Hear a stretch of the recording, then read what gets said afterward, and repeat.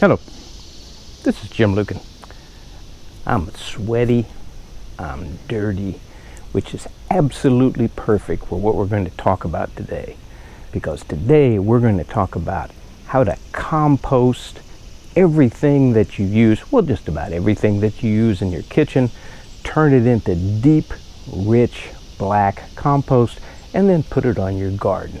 So watch this and you too can become an expert composter, even if you live in an urban area. So we're going to skip right ahead to the best part of composting, and that's when you dump your ripe and ready to use compost in the garden. So watch this.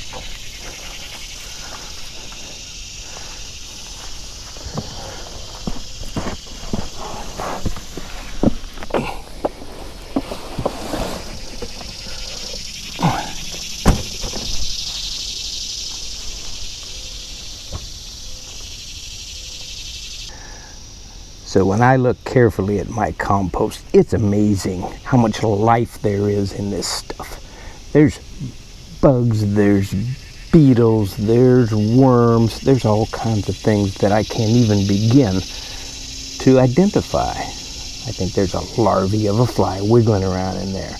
And what goes on inside this compost is kind of disturbing. When you open the lid and look in there, there's all kinds of life going on in there. But I'm going to tell you, when it's all said and done, what comes out is this stuff, and this stuff will make your garden grow. So let's talk a little bit about how you make this compost and how you have to modify your lifestyle a bit to make this happen. First off, you got to collect the compost. And the way I do this is I have a little bucket that I keep in my kitchen, and pretty much everything of plant origin goes in this little bucket.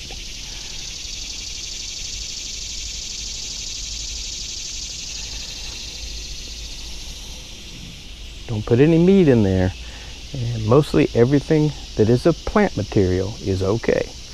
And then you collect that material in the bucket and then bring it out to your composter and just dump it in. But let's talk a little bit about how you construct the composting bin. So making a composter is about the easiest thing in the world. First thing, get you one of these plastic garbage cans like this one. Get yourself a drill with one of these hole making attachments on it. I used a 3/4 inch one, and just go crazy on the thing. Make holes all over it. Holes around the side, holes in the bottom, holes on the lid. Drill holes everywhere on this thing. You need the holes for aeration. That's what makes good compost, but they need to be about 3/4 inch in diameter. That keeps big animals from crawling in there. Now I'll admit, I'm kind of a compost fanatic, kind of a compost snob. I don't throw anything, get out of here. Whoa, get out of here, beat it. I don't throw anything of plant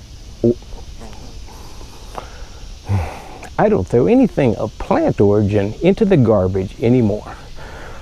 All of it, every bit of it, goes into this little bucket that I keep on my counter. It has a little lid on it. It never smells, doesn't attract fruit flies as long as I keep the lid on. Bring it out here to the garden, dump it in.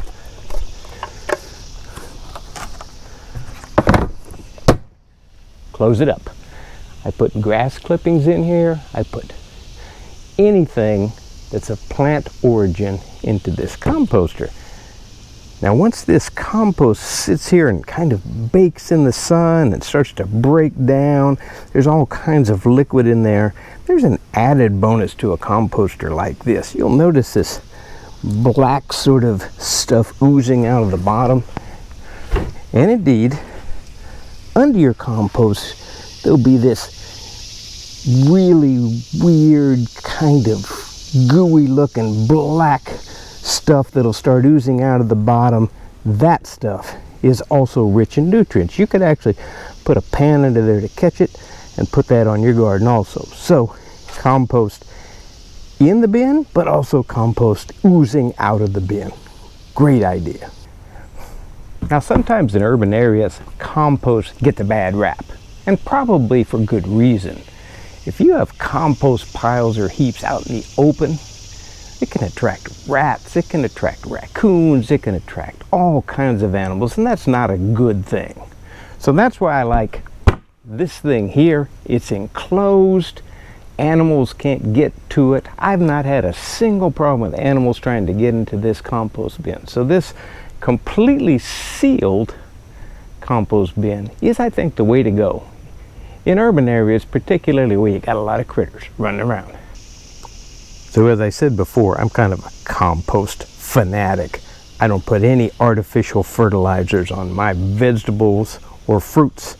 And as you can see from these peppers, the results are often fantastic. With this compost so rich in nutrients, things almost grow too well. Right now I have more peppers than I know what to do with. These big old jalapeno peppers are just great, as are these other little peppers all over the place here. So go ahead and give compost a try. You'll be amazed how this stuff works as a source of nutrients in your garden. Thank you for watching.